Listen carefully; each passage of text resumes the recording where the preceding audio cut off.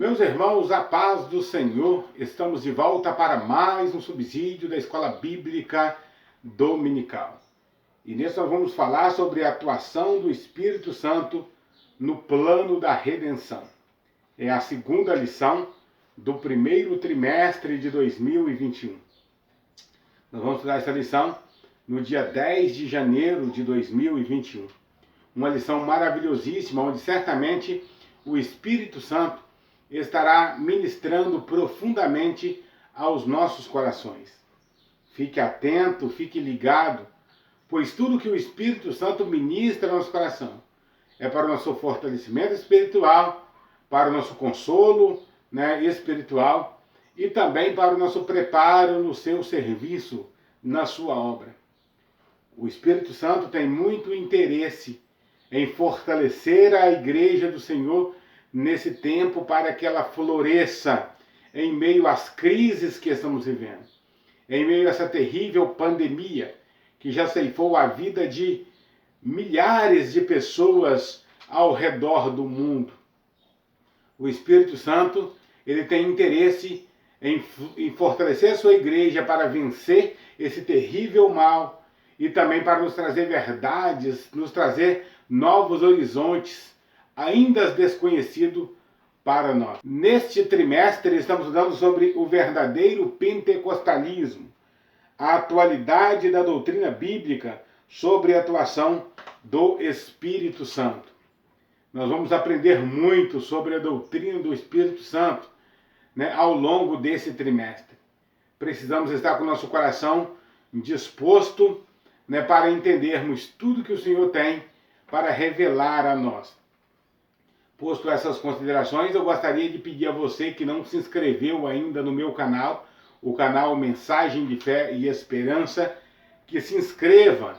Ao se inscrever, ative o sininho para que você possa receber as notificações de tudo que postarmos aqui no nosso canal. Toda semana eu tenho a grata satisfação de trazer a você um subsídio da Escola Bíblica Dominical para o seu melhor preparo e para junto crescermos na graça e no conhecimento do Senhor Jesus. Também deixe um comentário, deixe um joinha, compartilhe com seus amigos, isso é muito bom. Vamos juntos divulgar a obra do grande Senhor e Mestre das nossas almas e da igreja. Nosso textual está no livro de Atos, no capítulo 9, versículo 31, que diz: Assim, pois, as igrejas em toda a Judéia e Galiléia e Samaria tinham paz e eram edificadas e se multiplicavam, andando no temor do Senhor e na consolação do Espírito Santo. A nossa verdade prática diz: a atuação do Espírito é contínua e dinâmica na igreja, na vida dos crentes, e nos conduz desde a conversão até ao final da jornada cristã. A nossa leitura bíblica em classe está no livro de João, no capítulo 16, versículos do 7 ao 13. Nós não vamos ler para ganharmos tempo no nosso subsídio, mas eu quero encorajar você a fazer a leitura aí do capítulo 16 de João, e não só o capítulo 16, leia todo o Evangelho de João, para que você possa se fortalecer aí no conhecimento daquilo que Jesus falou para os seus discípulos.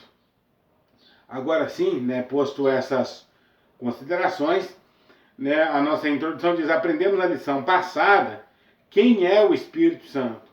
E agora vamos estudar sobre a ação dele no processo da salvação da humanidade e na edificação dos crentes. Jesus disse que não nos deixaria órfãos quando se referiu ao Consolador que está nos crentes. Vivemos essa experiência do Espírito no dia a dia. É bom que se diga que em muitos momentos da história, a igreja viveu mais de modismos do que do verdadeiro avivamento. Mais de modismos teológicos.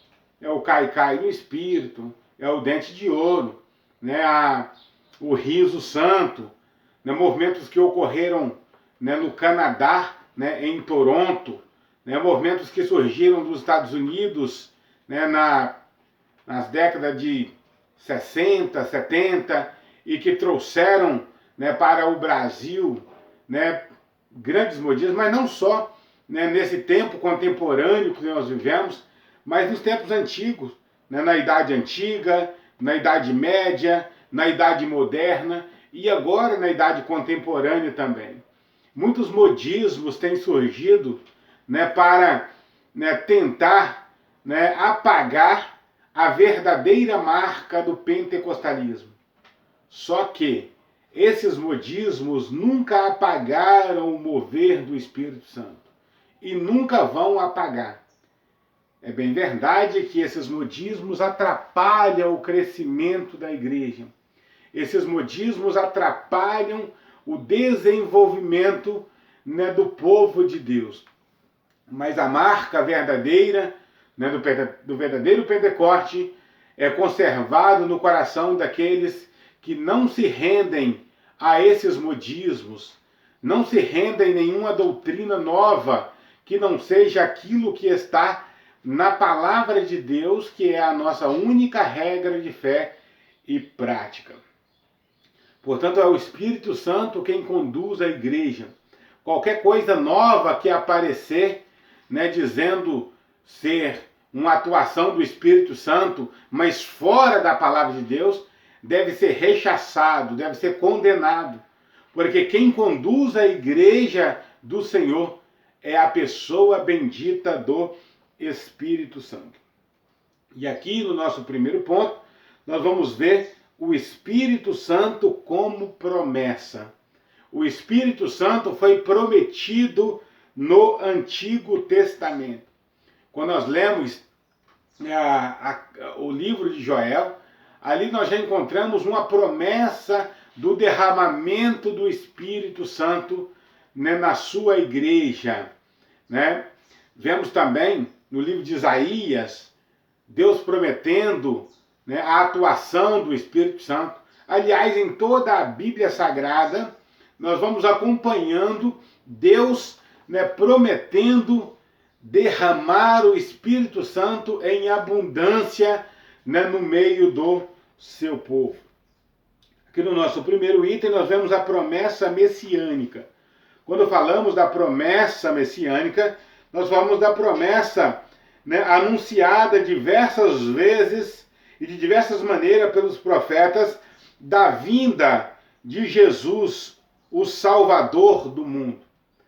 Essa promessa da vinda de Jesus, o Salvador do mundo, ela é acompanhada da promessa do Espírito Santo.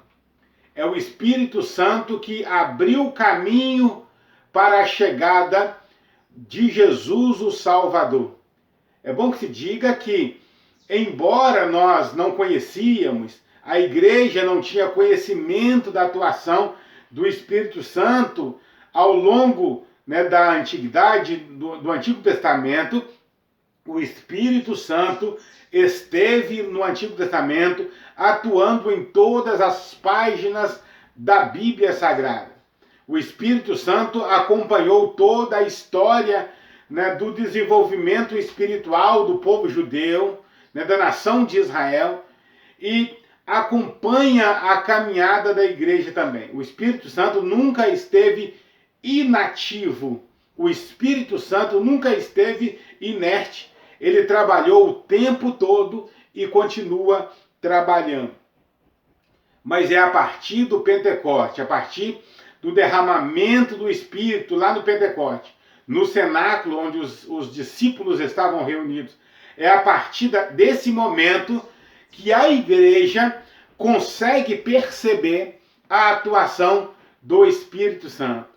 É a partir daí que o Espírito Santo é inserido, né, no seio da igreja, né, de uma maneira, digamos que nova, né, de uma maneira mais enérgica, né, para a atuação da igreja, para o trabalho, né, da igreja, aquele trabalho que foi ordenado pelo Senhor Jesus, aquele trabalho que foi feito por Jesus na cruz do Calvário e que foi ordenado que os discípulos dessem continuidade a esse trabalho.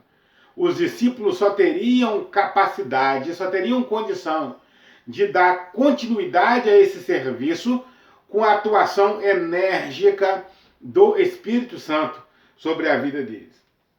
Então aqui diz que o Espírito Santo, né, ele acompanha, né, ou acompanhou a promessa, né, da vinda de Jesus. Né, acompanhou a promessa, não só acompanhou a promessa da vinda, como atuou em todo o ministério de Jesus. A salvação e a plenitude do Espírito são anunciadas de antemão no Antigo Testamento para todo o povo.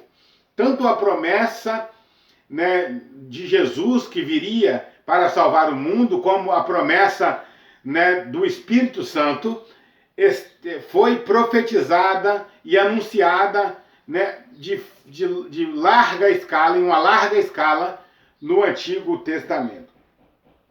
É bom que se diga que a Bíblia é o livro da redenção. Já dizia o sábio pastor Antônio Gilberto. A Bíblia é o livro da redenção. Ela fala da redenção da humanidade o tempo todo. Quem fez ou quem atuou para a redenção humana na cruz do Calvário foi Jesus, o nosso Salvador, a pessoa bendita do Espírito Santo. Agora, quem aplica, quem prepara o caminho para a aplicação da redenção no homem é o Espírito Santo. Eles trabalham em conjunto na obra da redenção. Na antiga aliança, como que o Espírito Santo atuava ou agia na antiga aliança? Através de profecias. Nós vemos o Espírito Santo, né, atuar naqueles que foram separados para atuar junto com Moisés. A Bíblia diz que esses 70 anciãos, eles profetizavam no arraial, a ponto de Josué ficar incomodado quando ele via os homens profetizando, né, no arraial. Josué chega e fala para Moisés: olha, os anciãos estão profetizando lá, proíba-os, eles estão profetizando. E Moisés disse sabiamente: quem dera que todos fossem profeta e que Deus lhes desse do seu espírito. Quem dera que todo o povo de Israel profetizasse. Quem faz isso é o Espírito Santo, atuando, né, nos crentes, né, do Antigo Testamento, né, com o dom da profecia ou com o ministério profético, né, levantando profetas como os profetas menores, os profetas maiores, ao longo, né, de toda a história antiga. Não só com a profecia, como também a revelação, trazendo revelações, né, para o povo de Deus. Trazendo milagres. Quantos milagres foram operados por Elias, Eliseu e os demais profetas, né, que também, usados por Deus, foram poderosos em milagres, né, na antiguidade. Não só com milagres, mas também o Espírito Santo trouxe aptidões individuais, como no caso de Aholiabe e Bezaleel, que foram usados por Deus grandemente para confeccionar as peças do tabernáculo. Trabalharam como verdadeiros artesãos. Isso a Bíblia diz que o Espírito Santo veio sobre eles e os capacitou para isso. Que o Espírito Santo venha sobre nós nesse tempo e nos capacite para a sua obra, para o seu trabalho. Mas não só, né, como no caso de Bezaleel e Aholiabe, mas também a Bíblia vai nos dizer que o Espírito Santo agia capacitando as lideranças militares e lideranças políticas. Militares como Josué, lideranças políticas como os reis, né, os monarcas e também os juízes de Israel.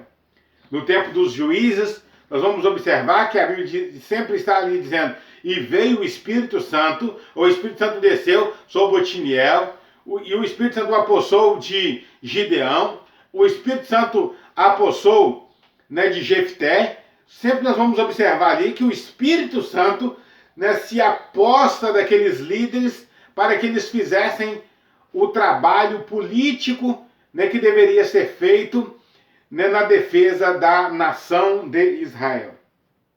Então, na antiguidade, o Espírito Santo agia dessa forma e muito mais, é claro, a maneira com que o Espírito Santo age no Antigo Testamento é muito mais amplo e faltaria espaço, né, para o nosso comentador descrever tudo quanto ele sabe, né, sobre a atuação do Espírito Santo, né, no Antigo Testamento, tudo quanto a Bíblia fala, né, da atuação do Espírito Santo no Antigo Testamento.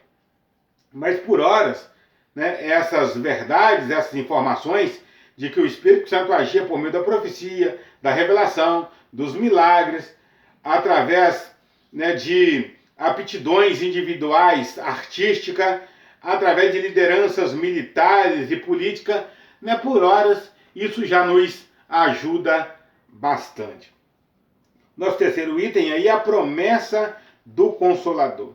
A vinda do Consolador estava associada à vinda de Jesus, ou à volta de Jesus ao céu.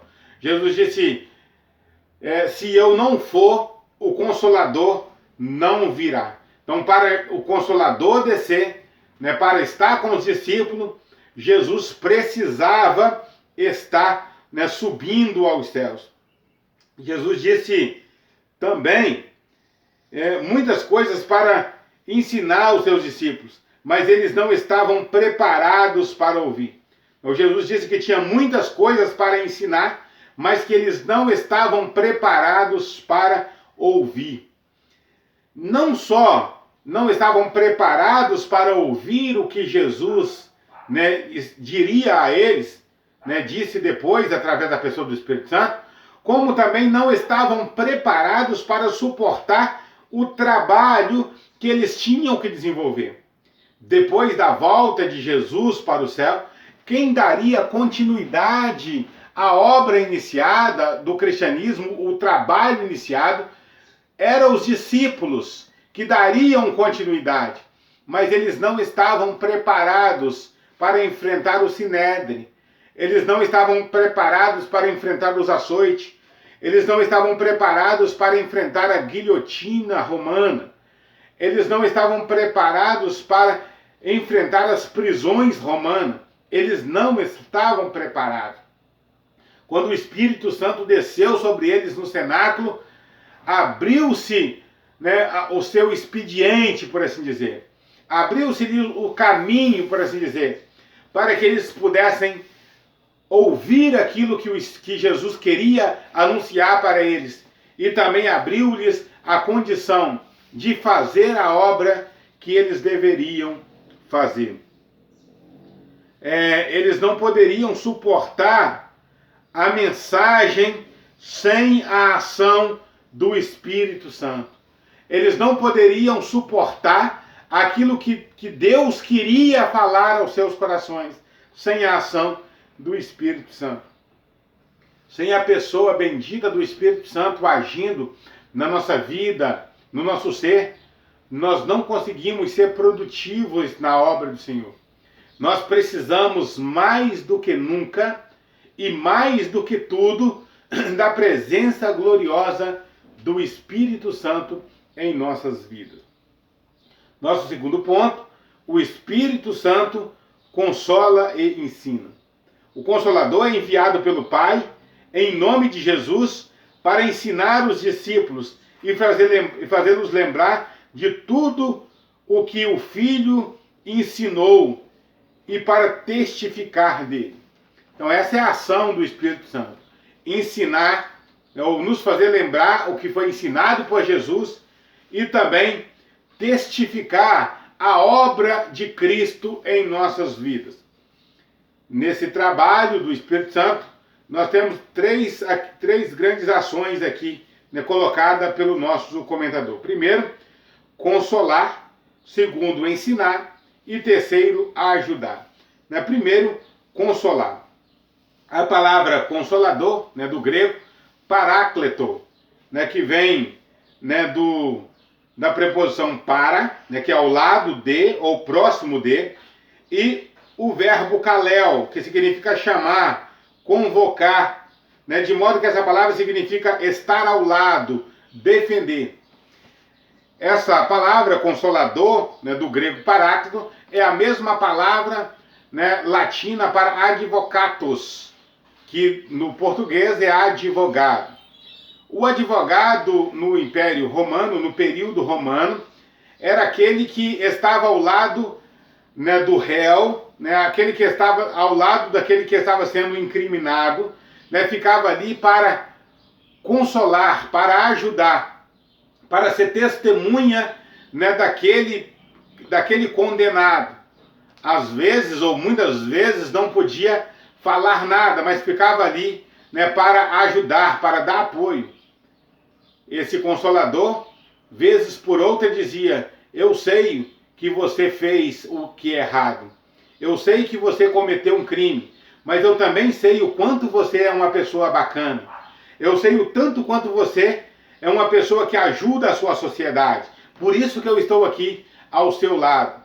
Nem sempre ele conseguia libertar o criminoso, esse advogado nem sempre conseguia libertar, mas estava ali para dar aquela palavra de apoio e aquela ajuda necessária.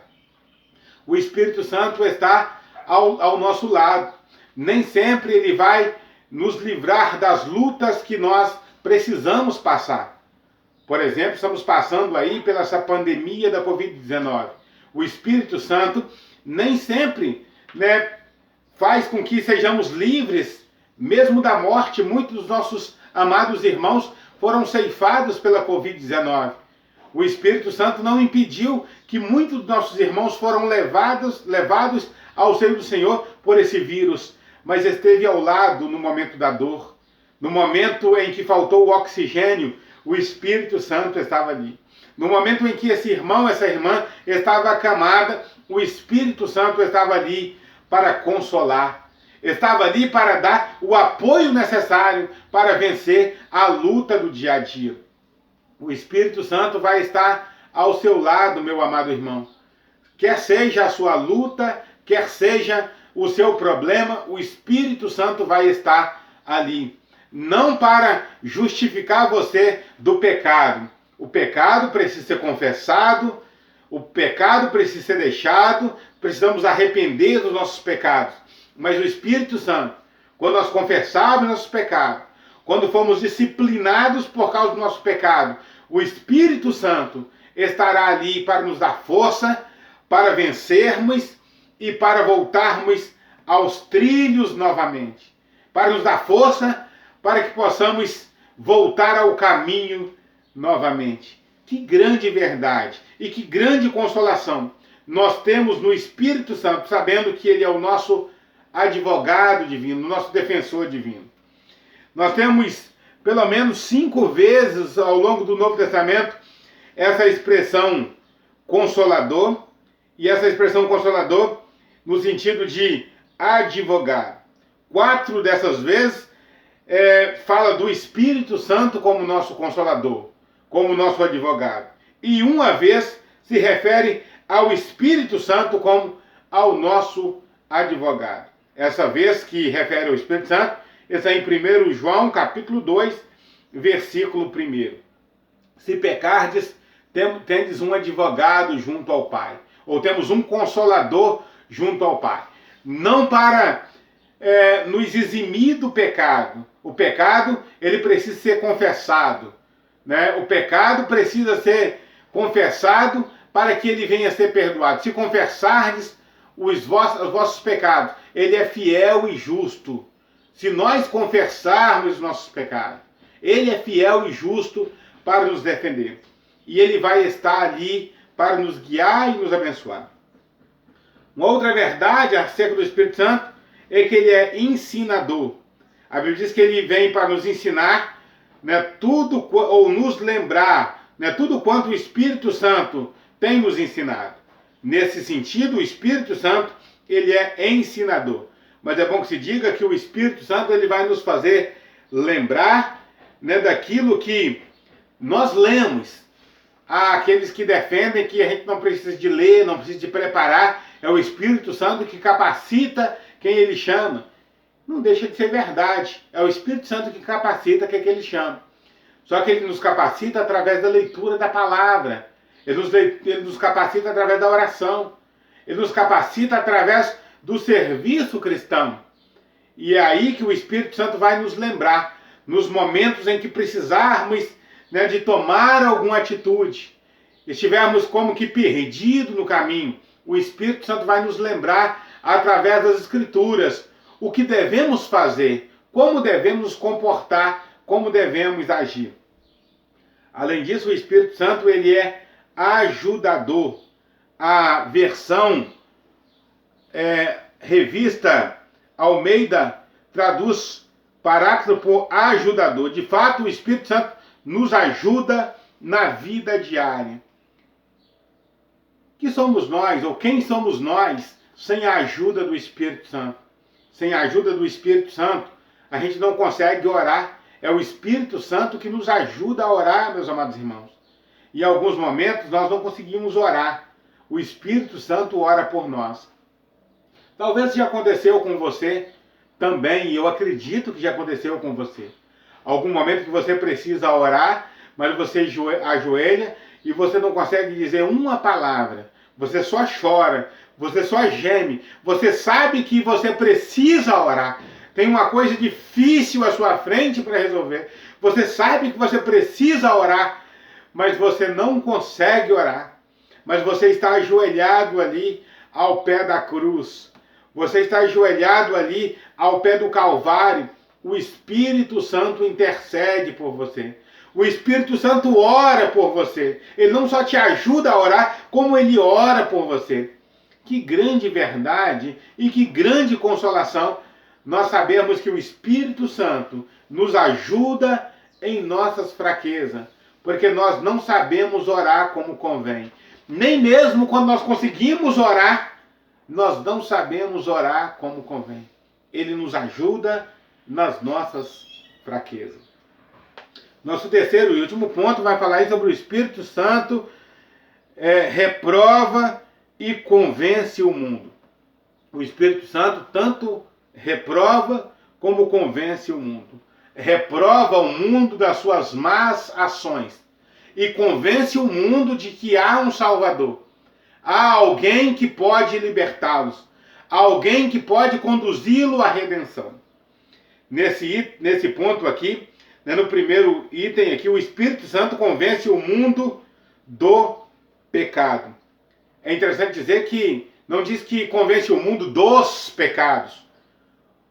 Existe uma gama, uma variação, né, de pecados. Os homens cometem muitos pecados.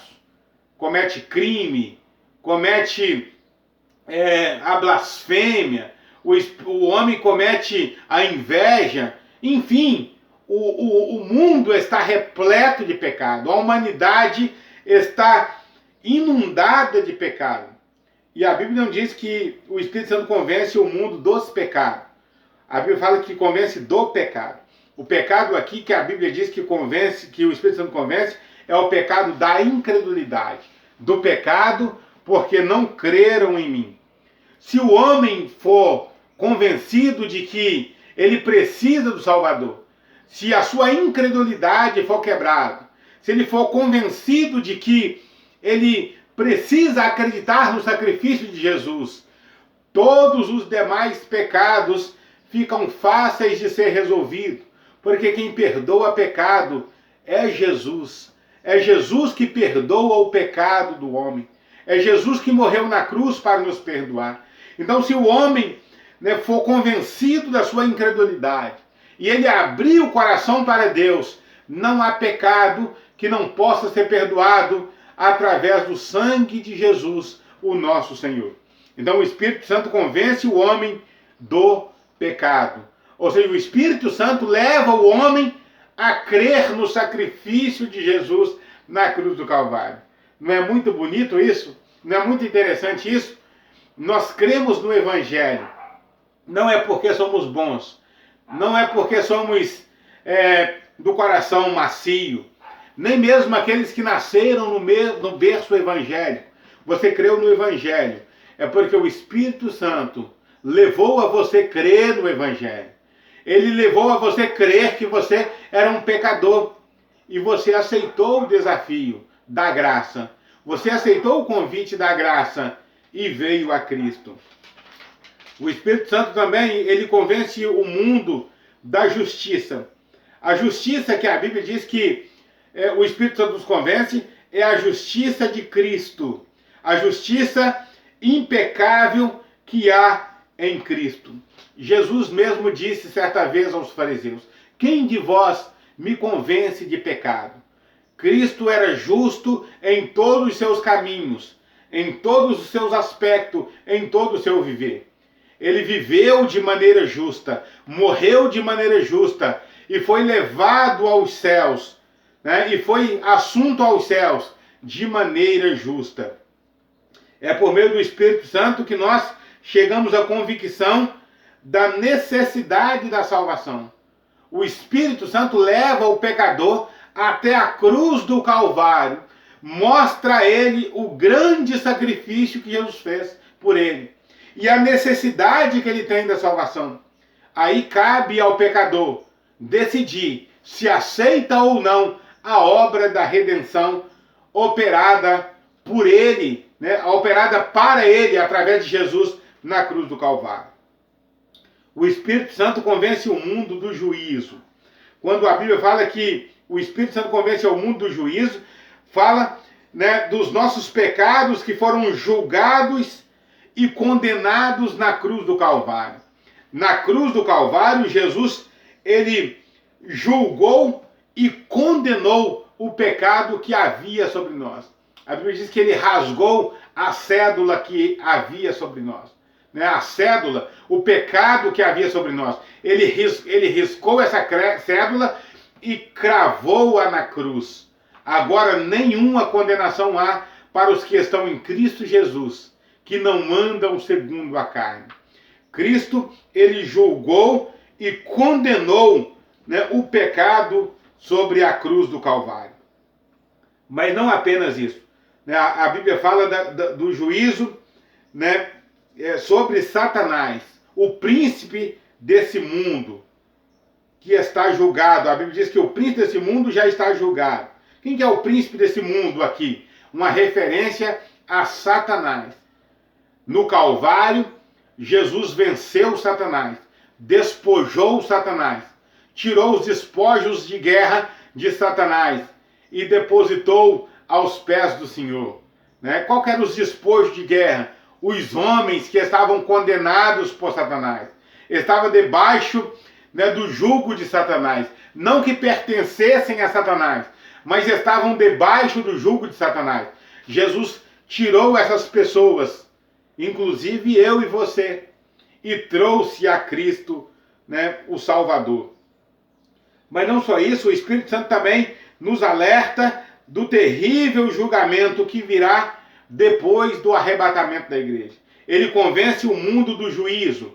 O juízo que já foi efetuado, o julgamento que já foi efetuado na cruz do Calvário, trazendo as almas para Cristo, condenando Satanás definitivamente.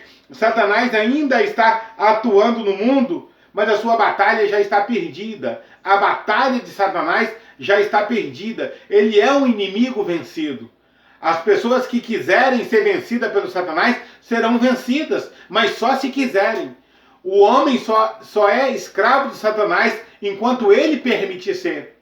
O homem só será escravo das drogas, da prostituição, do tráfico de drogas, enquanto ele permitir ser. Porque Satanás já é um inimigo perdido, vencido.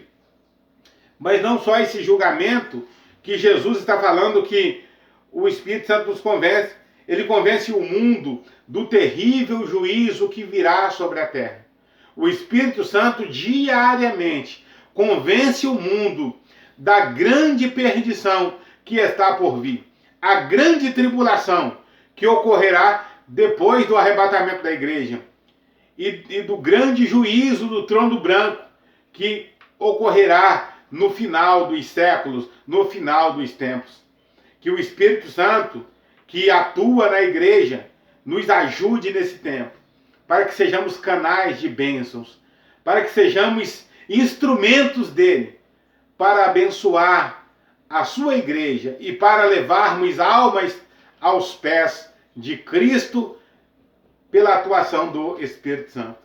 Que Deus abençoe você, que Deus abençoe a sua casa. Até um próximo vídeo, se Deus quiser.